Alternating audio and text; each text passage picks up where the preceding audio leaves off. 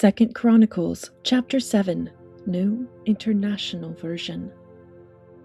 When Solomon finished praying, fire came down from heaven and consumed the burnt offering and the sacrifices, and the glory of the Lord filled the temple. The priests could not enter the temple of the Lord because the glory of the Lord filled it. When all the Israelites saw the fire coming down and the glory of the Lord above the temple, they knelt on the pavement with their faces to the ground, and they worshipped and gave thanks to the Lord, saying, "He is good, his love endures forever." Then the king and all the people offered sacrifices before the Lord. And King Solomon offered a sacrifice of 22,000 head of cattle and 120,000 sheep and goats.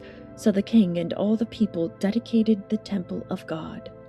The priests took their positions, as did the Levites, with the Lord's musical instruments, which King David had made for praising the Lord, and which were used when he gave thanks, saying, "His love endures forever." Opposite the Levites, the priests blew their trumpets, and all the Israelites were standing. Solomon consecrated the middle part of the courtyard in front of the temple of the Lord, and there he offered burnt offerings and the fat of the fellowship offerings, because the bronze altar he had made could not hold the burnt offerings, the grain offerings, and the fat portions. So Solomon observed the festival at that time for 7 days, and all Israel with him, a vast assembly, people from Lebo-Hamath to the Wadi of Egypt. On the 8th day they held an assembly, for they had celebrated the dedication of the altar for 7 days, and the festival for 7 days more. On the 23rd day of the 7th month he sent the people to their homes, joyful and glad in heart, for the good things the Lord had done for David and Solomon, and for his people Israel. When Solomon had finished the temple of the Lord and the royal palace, and had succeeded in carrying out all he had in mind to do in the temple of the Lord and in his own palace, the Lord appeared to him at night and said, "I have heard your prayer and have chosen this place for myself as a temple for sacrifices.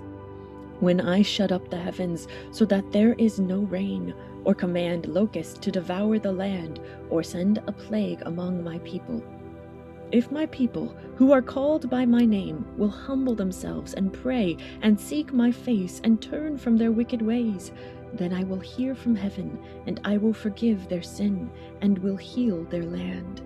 Now my eyes will be open and my ears attentive to the prayers offered in this place. I have chosen and consecrated this temple so that my name may be there forever. My eyes and my heart will always be there.